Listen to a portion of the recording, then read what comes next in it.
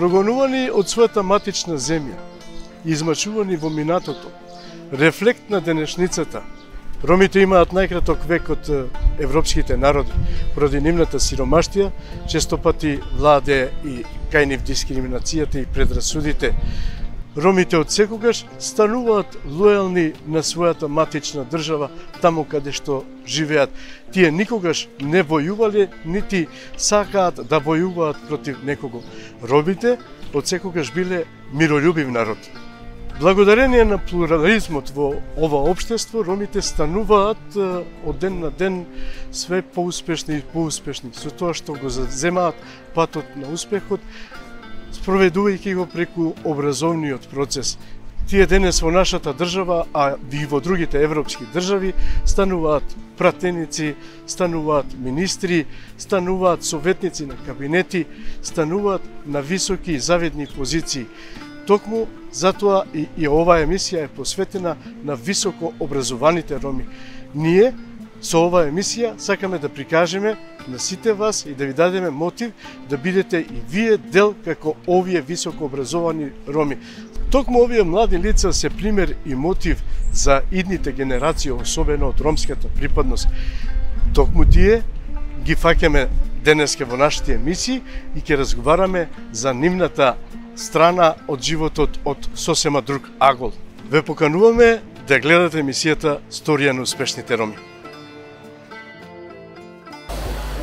Поштовани гледачи, чест и задоволство ми е да представам уште еден на вистина перфектен гостин кој што ми доаѓа денеска во нашето студио. Се работи за човек кој што беше упорен уште од своите детски години и го сакаше образованието. Токму тоа го натера денеска да стане и пред се професор по германски јазик, а потоа и директор на, ајде да кажам под наводници, единственото ромско основно образование, основното училиште браке Рамис Хамид. Кратко и јасно, господинот Алвин Салимовски.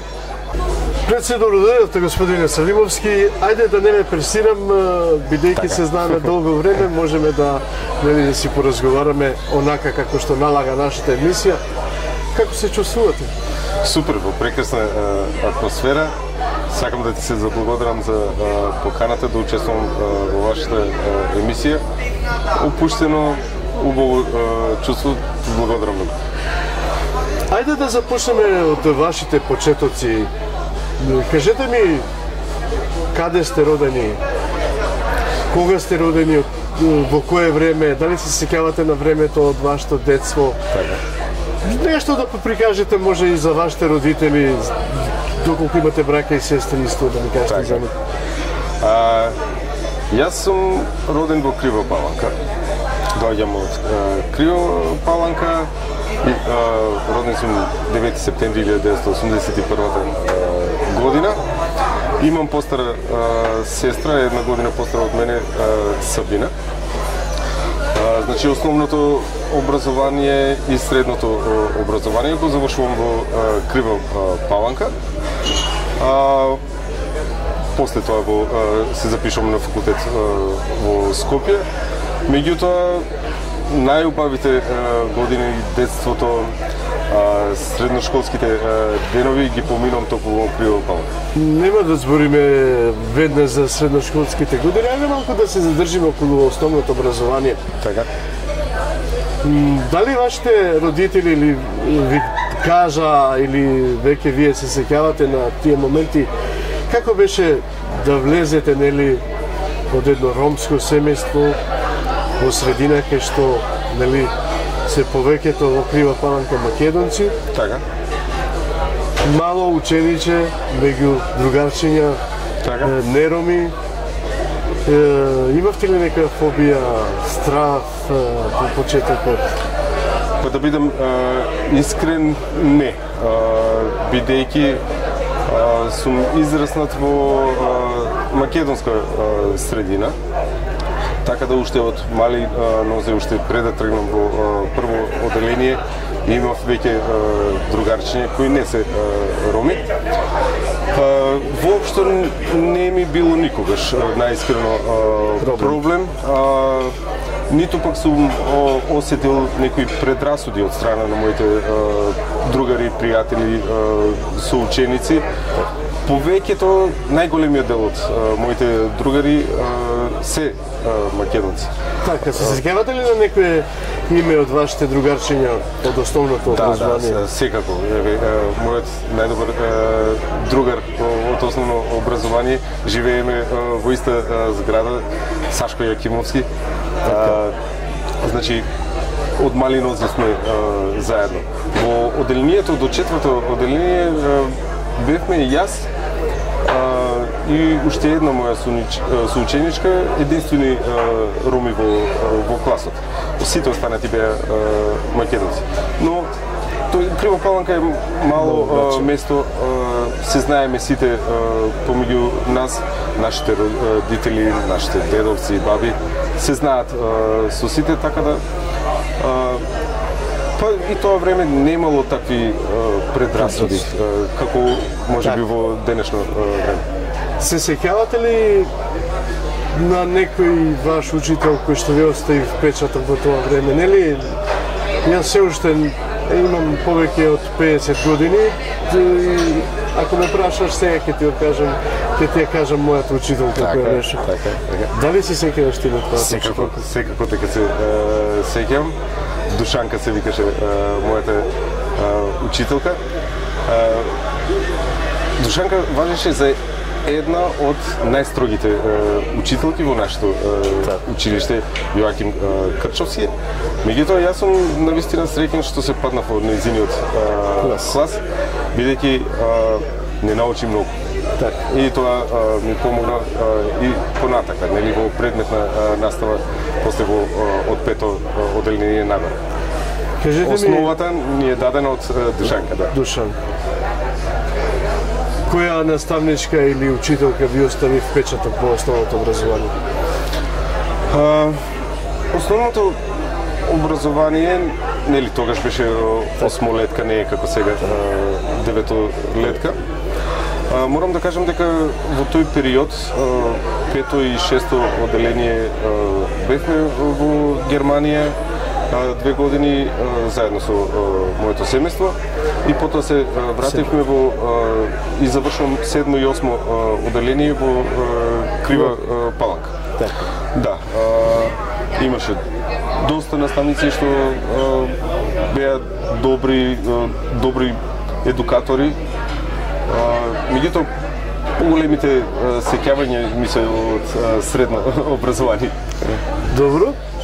Знаете зашто ве прашам ово прашање? Чисто, нели, оваа емисија можеби ќе најде да гледат и ваши наставници. Така. Ако ништо друго да се гордеат, Алвин не спомна и мене. Така. Токму за тоа. Воред, кој предмет ви беше така да кажам, сакан во основното образование? Во основно образование секако физичко. Физичко ми беше омилен предмет, но од секогаш сум имал желба за учење на страни јазици. Меѓутоа, во основно образование тогаш се учеше само еден странски јазик и јас го изучував францускиот јазик. Меѓутоа, францускиот јазик некако не ми лежи никако.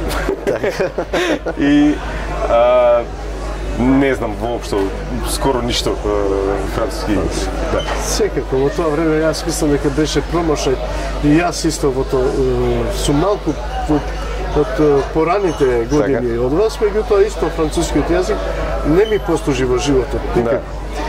Во секој случај завршувате основно образование. Заборавив да ви прашам, дали математиката ја сакавте?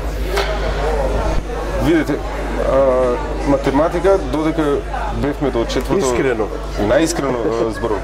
Додека бевме во четврто оделение со учителката Душанка, ја засакав математиката, после нели пето и шесто завршувам во Германија. Таму програмата во Германија во тоа време и нашата програма беа сосема различни. Ние што го учевме тоа до четврто тука, тие го учеа во шесто. Работи што сме учеле во второ одделение, тие го учеа во пето. Така да јас и уште еден соученик мој кој беше од Хрватска, бевме најдобрите во одделението по математика. Меѓутоа, сега гледајќи од овој аспект, имавме, кога се врати во седмо одделение, имавме наставник по математика кој беше премногу строг. А во тоа време наставниците имаат целосна слобода со учениците да прават буквално што сакаат. Да влечат за уши, па малку за коса да тегнат. Така. Сега гледајќи од оваа страна, нели и како директор на основно училиште, од тогаш мислам дека почнам да не ја сакам математиката. Што значи дека наставникот е многу битен во текот на образованието на еден ученик. Јас секогаш велам, некогаш можеби децата нема да го сакаат и предметот физичко затоа што наставникот не го предава лош. Впрочем, значи, како што можам можеби ќе сакаат најмногу математика токму поради наставникот. Ете. Според вас можам да констатирам наставникот е најдобриот педагог и човек кој што го упатува ученикот за поголем успех. Токму така, да. Па ете еден апел до сите наставници од тука, од оваа емисија, да им кажеме да бидат добри педагози, за да можат децата да бидат навистина успешни во своето образование. Така. Завршувате основно образование, каде се запишувате средно?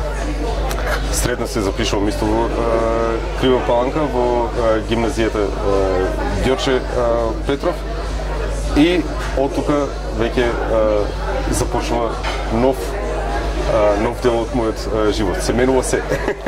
Што значи тоа се менува се? Се менува другарчињата, се менува просторот? Да, нели, се менува... Стануваш адолесцент, така. Па малку се правиш положен. Токму така. Да. Тука се менува буквално друштвото. Имаш нови другари, тука почнуваме нели да излегуваме по кафичи, по дискотеки. Тоа е делот каде кога една личност онака почнува да се оформува. Се запишувам во прва година гимназија, нели, нови другари, нови пријатели, ново друштво, како што реков и претходно. Тогаш почнува се, нели, излегувањата, оформувањето на една личност, нели, одредувањето на стилот на музиката што ја слушаш и така натаму. Кратка долга коса, скинати панталони, не знам што, рапери во тоа време. Добро, баш, ајде, еве, се наметнува уште едно прашање, кој што навистина и денеска и кога да се постави е интересно. Впрочем, баш тие адолесцентски години децата ги тераат во различни патишта. Впрочем, тука почнува и некој дете, да кажам, да фати пат по некој лош порок. Дали ќе пуши, дали ќе се алкохолизира, дали не знам што. И покрај тоа што во тоа време другата беше малку по-така дискретно. Да. Јас секогаш велам, најбитниот фактор се родителите. Како родителите ќе го воспитуваат своето дете. И јас многу пати сум се нашол во такви ситуации. Не дека тогаш немало во тоа време, меѓутоа ако знаеш дека од дома како си воспитан, едноставно не смееш да го направиш тоа и се тргаш на страна. Треба да знае човек кога треба да се тргне на страна, кога е добро и да се напиеш и нормално да бидеш со друштвото. Така. Потекнувате од едно мало градче, каде што предпоставувам сакале или не, немаше многу голема дружба да се движите во многу кафичи. Знаевте за еден кафич или два кафича кои што ви беа локација за сите вас таму помладите. Ајде да се сетиме на кој кафич најмногу одевте? Тап, така се викаше кафичот. Тоа беше кафич кај што се пушташе онака по-алтернативна музика, рок музика. И ние како друштво тоа ни беше омилено место таму да се соберем. Нормално претходно во тоа време од дома ќе ти дадат, да речеме, 100 денари. Не, со 100 денари ништо не можеш да направиш во кафич. Се собиравме по подруми, се собиравме по паркови, тогаш одевме во кафич и после кафич одевме во дискотека. На освежување во дискотека. Дали Алвин знаеше по некоја чашка да Секако, да. Бидејќи нели во друштво сме сите заедно. Ние во тоа време јас имав и бенд во кој свирав на тапани. Имавме рок бенд, се викаше Партали, напаланечки партали, односно, да. И ние многу често се собиравме, вежбавме правите сами журки. Да. И нормално е во тие години човек да се напие и по некоја чашка. Секако. Овин, ги спомнавте Партали, како што рече самиот. Сигурно бевте така малку попознат во вашиот крај. Да. Сигурно ви се појавува и симпатии, и додворувачки. Така. И имаше ли достапка? Секако дека има, нели? Да. Дали се сеќавате на вашата прва љубов? Да, секако дека се сеќавам, да. Беше интересно. Беше интересно, да. Тоа се години кога невина љубов, младачка љубов. Се појавува првата љубов, да. Смееме ли да го кажеме името на љубовта во емисијата, да не караат? Па, бидејќи жена ми седи позади тебе, ја не би го спомнал, иако она знае. Добре, јас на гледачите ќе им кажам, бидејќи Алвин е малку така посрамежник, се работи за неговата животна сопатничка Алма Мустафовска, која исто така е дел од ова наша емисија Историја на успешните роми.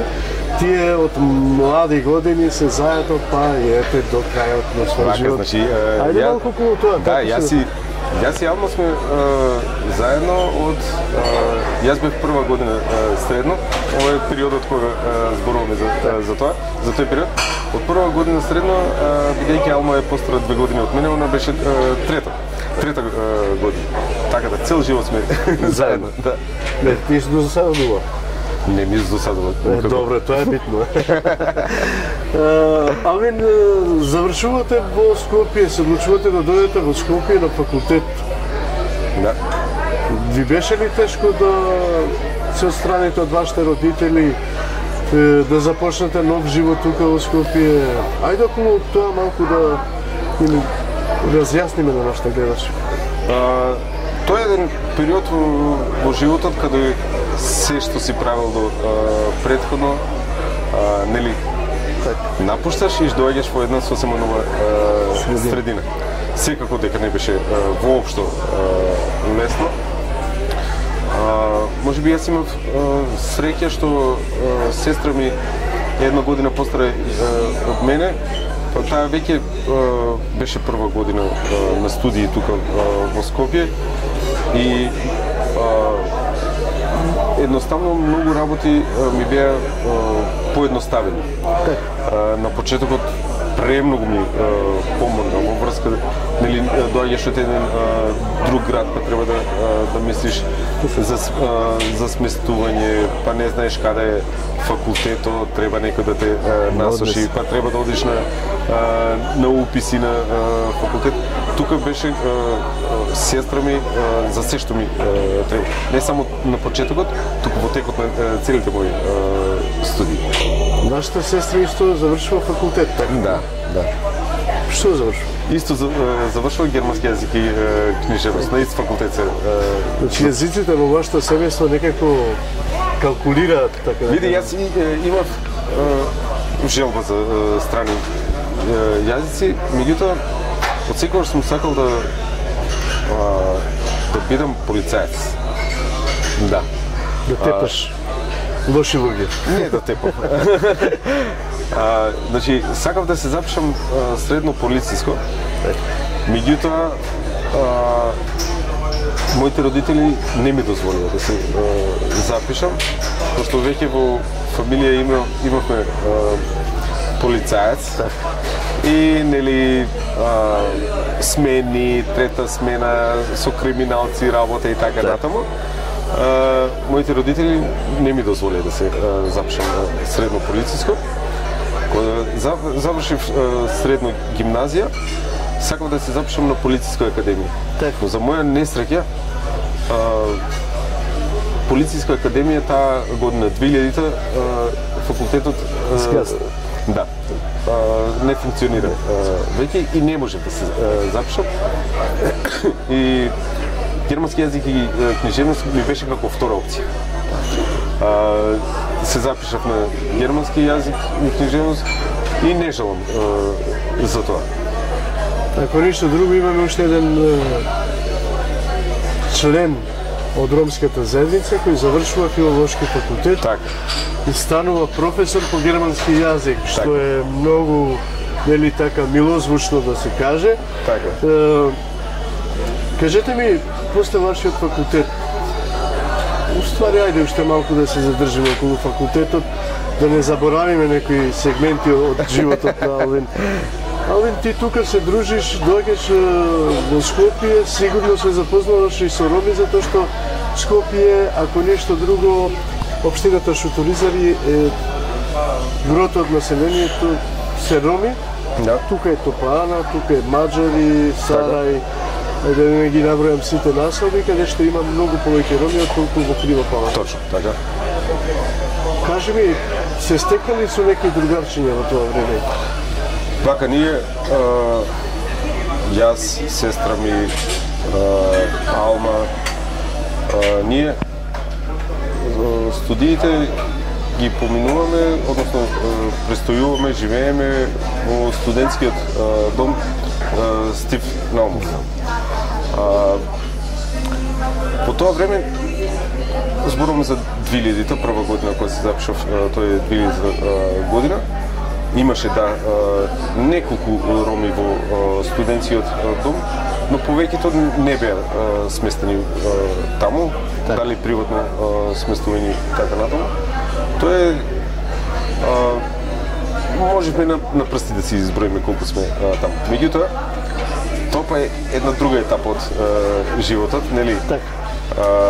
Тука стекнуваш сосема нови пријателства, колеги од факултет. И тоа е еден многу период од мојот живот. Има ли нешто што ви остави впечаток од тој период? Да речем, може да биде нели знаеме студентите секогаш се со она, ајде да не кажам, најтешката економска состојба во времето на студирањето. Така. Како ти беше тебе тогаш? Воопшто не беше лесно. Воопшто не беше лесно од таа страна. Затоа што мојот татко е молер, мојата мајка не беше вработена домакинка и по тоа време за моите родители беше многу тешко да пратат двајца, сестра ми и мене, на студии во Скопје. Па во тој период Јас од прва година средно почнав да работам со мојот татко, заедно да одам на работа. Нели, кречевме, глетувавме и така натаму. Во текот на моите студии, до дипломирање, па и по завршување на студиите, јас почнав да работам и во браќа Рамис Хамид, се уште одев летно време да му помогам на татко. Зборот ми е дека ние со татко ми работевме 3 месеци за да можеме да си издржиме јас и сестра ми во текот на целата студиска година. Тоа беа навистина тешки времења, 2000-2001. Меѓутоа, знаете, многу е битна поддршката од родителите. Што ви беше на вас сатисфакција да завршите факултет? Имавте ли некоја цел? Ајде да не кажам просто, кажам некој црв што ве натера до крајот да го издржите сето тоа и да го завршите успешно факултетот? Јас тргнав на факултет со цел да дипломирам. Значи не тргнав на факултет само колку да се запишам па да се откажам. Искрено да ви кажам, од секогаш сакав да бидам преведувач.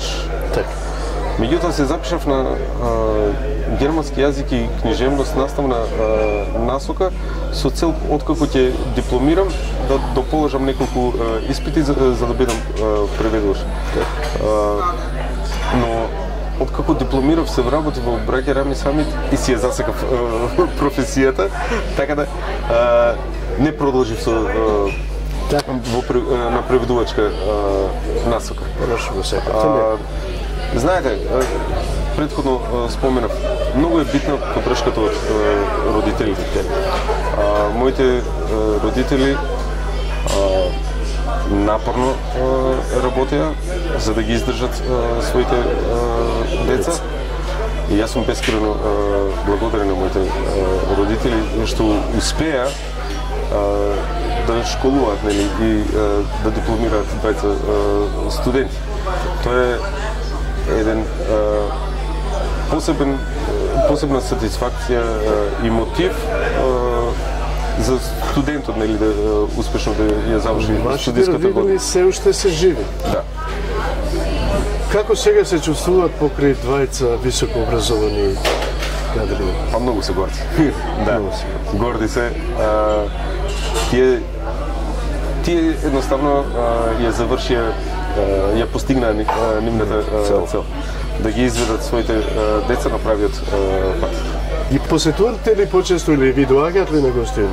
Па да, искрено да ви кажам, порано многу почесто одевме за Криво Паланка, бидејќи сопругата е исто од Криво Паланка. Меѓутоа, како поминува време, се поголеми обврски, нели, имаме и наши деца, и поради обврските малку не одиме толку често, да. Меѓутоа, кога имаме време, секако дека одиме, да. Ајде да поминеме на следниот циклус на нашите прашања.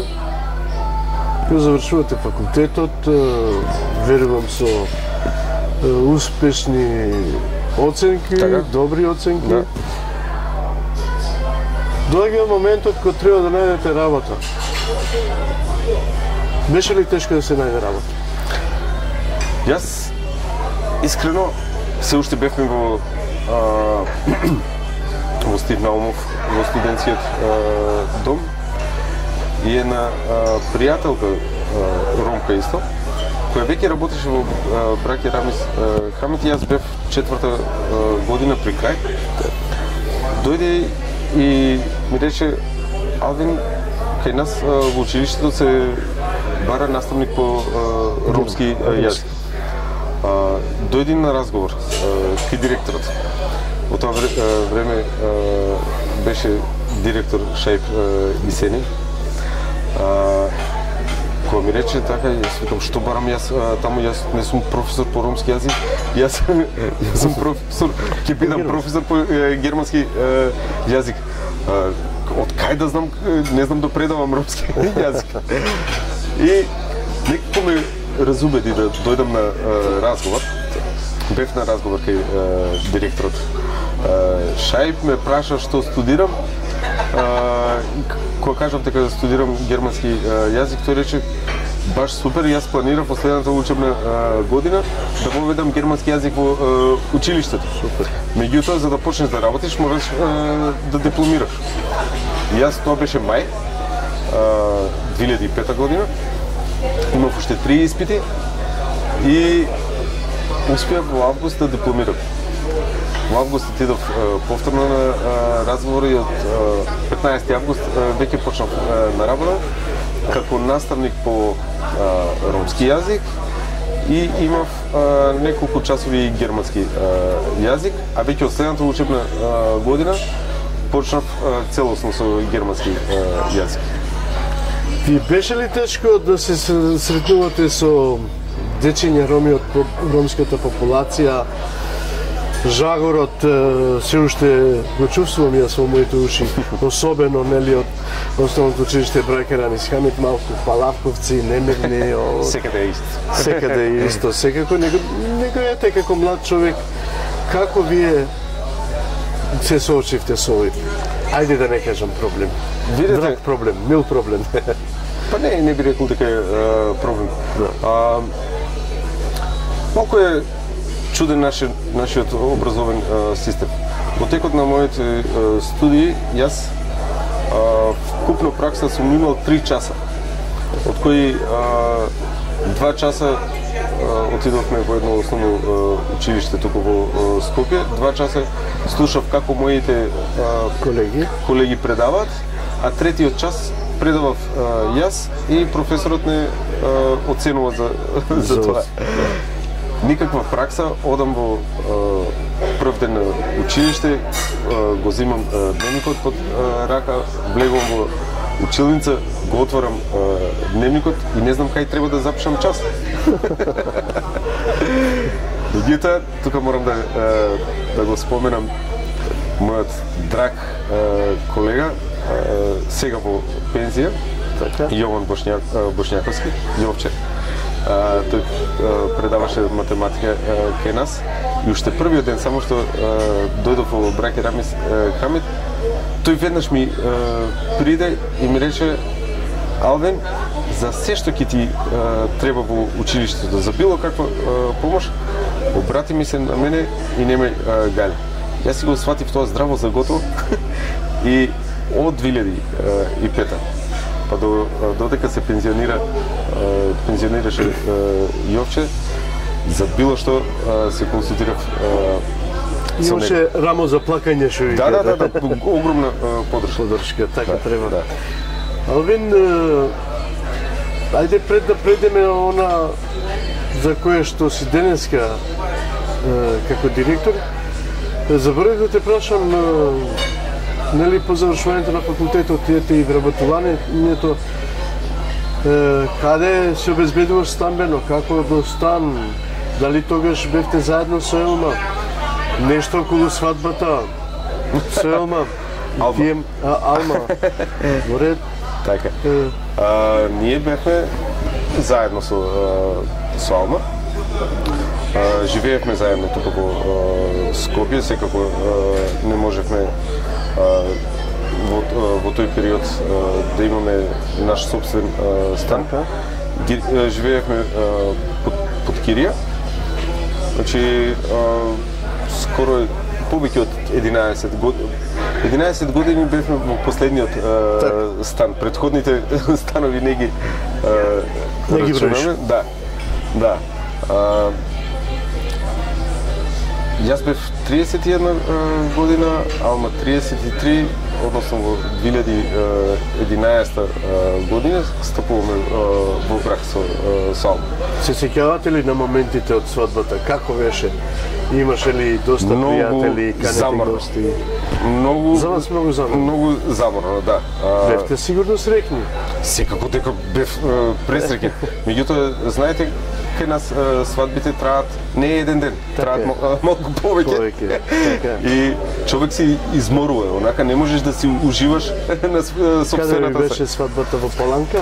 Да, свадбата и мојата и Наума беа во Крива Паланка. Так. И секако дека имавме гости од Скопје, од кај мене од училиште, имаше 31 колега, колешки, како еден клас. Браво. Завршува свадбата, почнува новиот живот за брачниот пар Салимовски. Така, така. Кажете ми, влегувате, кога влегувате како директор, ајде? Кога да почнем? Значи, почнувам со работа во Браке Рамис Хамид 2005 година и работам нели како наставник по германски јазик, како директор ме назначуваат ноември 2017 и се уште сум на таа позиција. Се соочувате ли со некои предизвици таму како директор, да речем, тешки, лесни предизвици, да речем, што дали го скокот каат успехот на тоа училиште? Има многу предизвици. Така. Браке Рамис Хамид е едно од најголемите, односно најголемо основно училиште во Република Северна Македонија. Еве, конкретно ова учебна година имаме вкупно 2053 запишани ученици од прво до девето одделение, што ниту едно друго училиште нема. Значи вкупно 82 паралелки, 118 наставници, плюс стручна служба, администрација, технички персонал и така натаму. Значи околу 160 луѓе. 2000 ученици, 4000 родители. Воопшто не е лесно. Како се справувате со сето ова? Видете, јас сум веќе колку, 17-18 години во тоа училиште и од претходно веќе ги знам проблемите, недостатоците со кои се соочуваме и наставниците, и учениците, и родителите. И навистина се трудаме овие 5 години еден по еден проблем, или односно јас си ги нарекувам листа на приоритети, да отстрануваме. Мислам дека сме на добар пат и дека успеавме заедно со градоначалникот господинот Курто Дудуш многу да смениме во училиштето. Вие Токму така, јас бев пред некој ден по некоја случајност таму, видов нешто што е ново изграден објект, спојка на оно што е старото. Тоа е пред 7-8 години, пред мене да ме назначат како директор, да. Тоа е проширување, доградба на старата училишна зграда. Значи имаме плюс 20 училници во тој дел. Тоа беше неопходно да се направи, бидејќи поради големиот број на ученици. Порано учевме, наставата се одржуваше во 3,5 смени, што беше премногу тесно. И на овој начин со доградбата сега веќе се оди во 2 смени во училиштето. Сега е све окей, учениците си одат во континуитет од 7 до не знам кое време? Да, наставата почнува од 7:30 во прва смена, а во втора смена почнува од 13:30. Во ред не сакам многу да ме замарам со вашата работа, затоа што знам дека тука можеме најмногу да зборуваме. Да, повелете можам да зборувам за повелете слободно. Јас малку наистина сакав и околу она што за вас не знаат гледачите, меѓутоа ајде уште малку да поразговараме околу образовниот систем кај ромите. Дали мислите дека се подобро во образовниот систем кај ромите? Бидејќи сте токму вие тој што најмногу ја има сликата пред себе за тие ученици. Видете, има голема разлика, има напредок, а уште повеќе треба да работиме во делот на образование. Знаете, кои ќе чујат за нас ромите, обично викат, не им е битно образованието, се мажат, се женат на млади години, тоа веќе го нема. Значи, сведоци сме дека тоа веќе скоро пак да го изолирав. Да. Што мислам дека видите, имаме и веќе млади брачни парови што се едуцирани, високо образовани на друг начин ги воспитуваат своите ученици, своите деца. И мислам дека сме на добар пат, но тоа не значи дека треба да застанеме. Да се опуштиме. Да, воопшто не треба да се опуштиме. Треба уште многу работа во заедницата. Така. Начнавте, сакав да го избегавам тоа прашање, меѓутоа ете, начнавте околу предрасудите, околу ајде да не кажам дискриминација, меѓутоа нели има некои предрасуди се уште. Така? Вие како директор имате сигурно ученици кои што се и македонци, турци, албанци, бошњаци. Во многу мал процент, да? Во многу мал процент. Да. Во случајот, дали ромите ги гледаат со некакви предрасуди овие вечини? Во текот на моето работење во овие 17 години, 18, таков случај досега немал. Во нашето училиште најголемиот процент од ученици се роми, односно 99, во многу мал процент имаме бошњачиња, македончиња, албанчиња, но досега немало таков проблем. Како вие како академски граѓанин во оваа држава ги гледате предрасудите на ромите, на одредени личности? Кон ромите? Кон ромите. Видете, тоа е веќе можеби дали е системски проблем, не знам, но проблем на општеството. Сепак зависи, многу зависи каде израснал човек, во каква средина израснал, дали израснал во мешана средина или израснал во средина каде што има само еден етникум. Така. Обично луѓето што израснале во мешана средина немаат такви предрасуди. Така. А останатите, да. Се сретнавте ли вие до сега како човек, ром, во вашиот живот со нека предрасуда? Па искрен да бидам, не сум бил некако дискриминиран.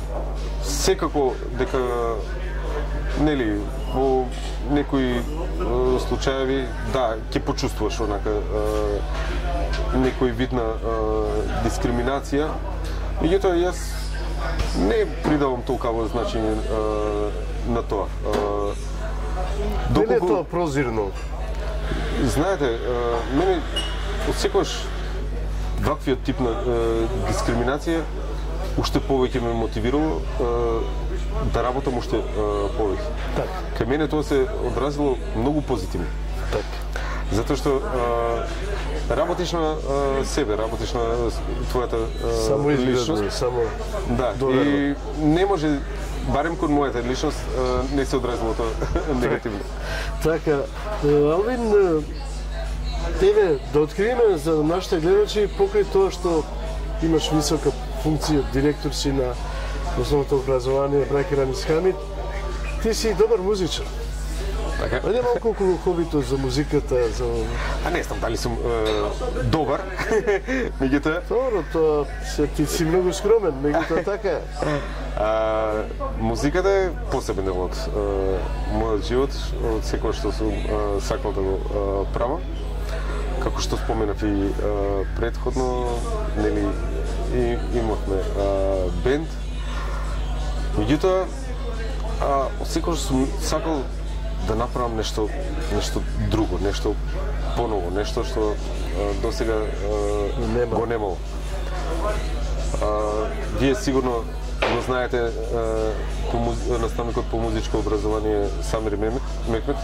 За по некоја случајност, братучет мој, ете еден поздрав до него. Поздрав, да. Јас кога дојдов 2005 Самир работеше со училишниот оркестар во училиштето. Прекрасен човек, прекрасен музичар, педагог и на било кои музички надпревари организирани на дали било тоа на локално ниво, дали на републичко ниво, браќа Рами сами секогаш добивале прво место. Како е музиката, да. Уште од тогаш сакам да направам нешто и сакам на еден начин да го искористам на позитивен начин талентот на нашите ученици, но малку на друг начин. Така да во 2017 мај ја регистрирам Сдруженијето за мултиетничко музичко образование Рома Рок Скул. И почнуваме заедно со наставникот што предава сега во браќа Рами Самит Неврус Бајро. Заедно почнуваме, собравме први неколку ученици што веќе знаат да свират некои инструменти. Направивме еден бенд од 7 ученици, меѓутоа свиревме рок музика. Тоа за учениците беше нешто тотално ново. Не сака да свират, пошто нели ние си сакаме ромска, турска музика, така натаму. Меѓутоа вметнавме во овој алтернативен жанр и ромски елементи од музиката и тогаш стана се подруго и поинтересно. Првиот концерт ни беше 2017 декември во Маракана. Спремавме 7 кавер песни, меѓутоа во наш аранжман од многу познати рок бендови. И првиот концерт во Маракана беше посетен можеби од 300, повеќе од 300 гости и беше многу успешен. Значи, во публиката имаше многу голем број музичари. Значи збориме за кафичот Маракана. Да. Да им објасниме на гледачите. Да, имаше доста музичари што свират во познати скопски бендови. И тоа беше чудно, едноставно, како е измешано, нели, дисторзирани гитари со кларинет, со тарапука.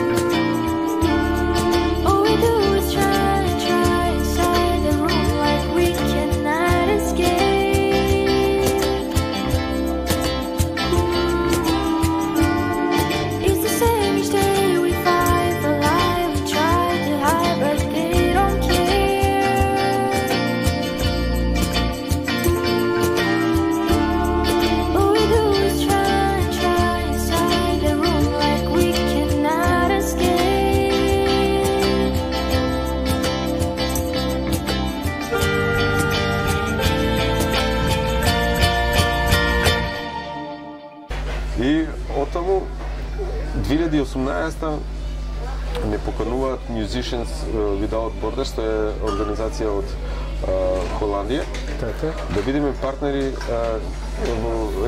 на еден заеднички проект кој се вика Music Connects. И сме тогаш од 2018 почнуваме соработка со нив, значи Roma Rock School, Musicians Without Borders, Митровица Rock School од Косово, приватното музичко училиште Enterprise на Валентино Скендеровски. Да. Почнуваме со тој проект. Тој проект траеше 2,5 години. Многу успешен проект. И веќе од 22 имаме нов проект кој ќе трае до 26 година, фактички продолжување на Music Connects. Значи, во Roma Rock School нудиме бесплатно музичко образование за сите ученици, не само за роми. За сите ученици имаме часови по гитара, бас гитара, пијано, тапани и перкусии, вокали, солфеж, теорија на музика, дувачки инструменти, кларинет, саксофон. Значи, покриваме голем дел од инструменти. Вие вчера се вративте од Брисел, чинам. Да. Бевте на еден голем концерт или настан таму. Кажете ни малку повеќе околу тоа. Да, токму така. Бевме една недела во Брисел. Во од овој проект што го споменав претходно, Music Connects. И овој пат направивме малку нешто поразлично. Направивме два бенда од Roma Rock School, од Митровица Rock School и од Fontys Rock Academy. Тој е факултет за музичка уметност од Холандија. Свиревме, односно учениците не, учениците свиреа авторски песни од сите три школи. Музички школи. Значи во нашите училишта во Roma Rock School и во останатите Митровица и Rock Academy се прави авторска музика. И двата бендови свиреа наши заеднички песни. Претходно имавме 3-4 дена, сите ученици дојдоа во Скопје, вежбавме, после имавме уште една средба и сега во Брисел имавме 3 дена уште еднаш финално да се подготвиме. Има ли нешто ромско во ова свирење? Да, секако да. Значи 3 дена вежбавме и веќе во саботата, сега на 29 април, настапивме на концертот.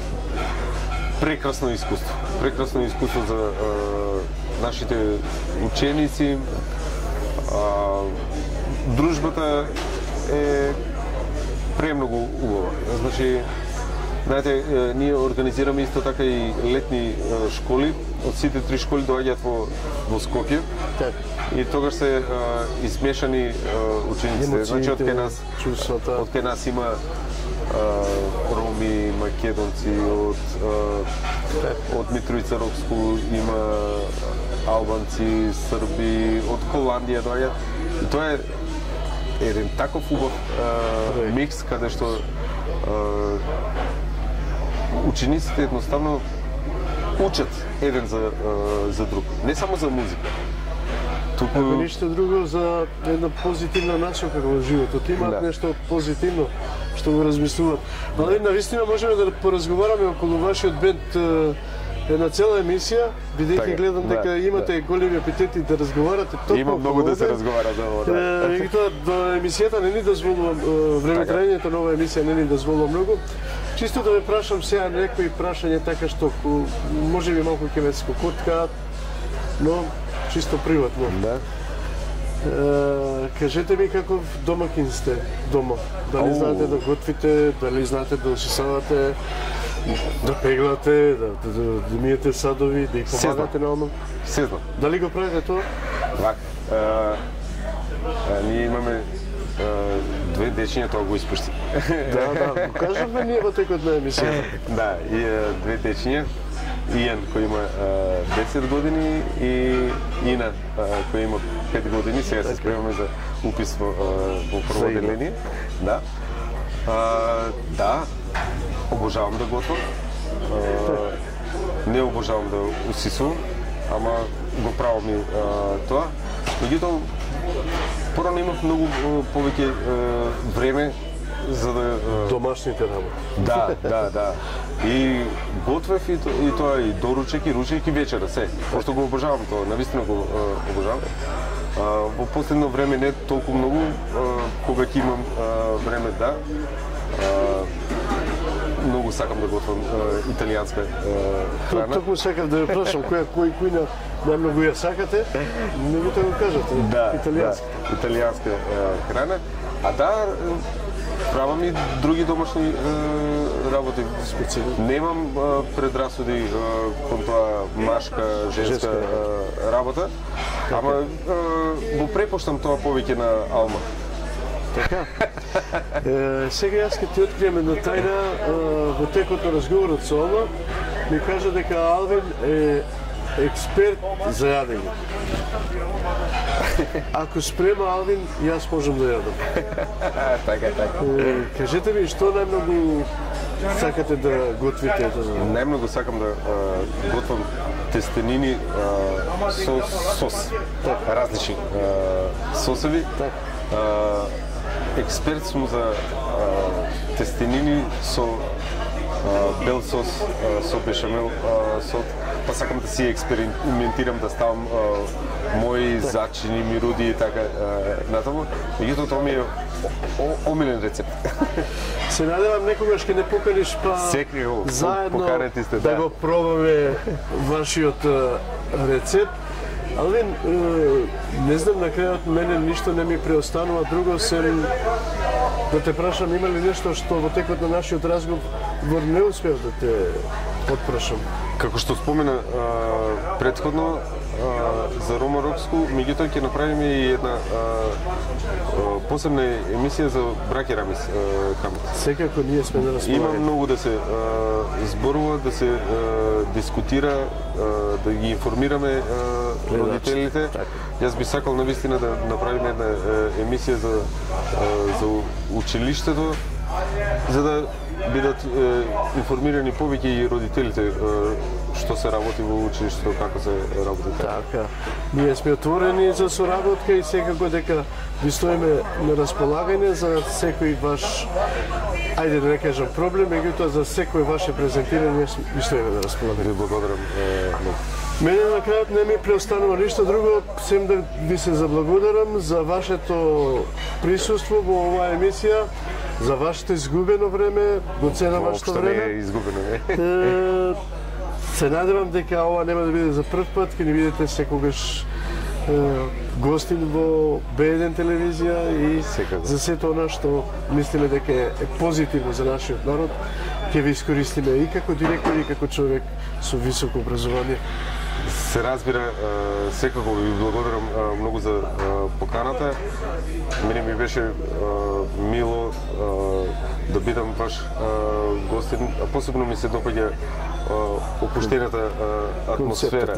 Да, не си онака без никаков стрес, опуштено, најпријателски муабет, едноставно не се осеќа дека има камера и така натаму. Секако, па тоа ни беше и целта. Така. Уште еднаш ќе ти благодарам, ти посакувам се најубаво во животот и се разбира многу успеси за вашите ученици. Благодарам на вас. Поштовани гледачи, како што можете да забележите, јас навистина имав прекрасен разговор. Се надевам и многу пријатен за вас, гледачите. Господинот Алвин Салимовски, директор на Основното училиште Браќа Рамис Хаби. Ништо друго не ми преостанува, да ви посакам само пријатни моменти со нашата телевизија и да ви посакам убав и прекрасен живот.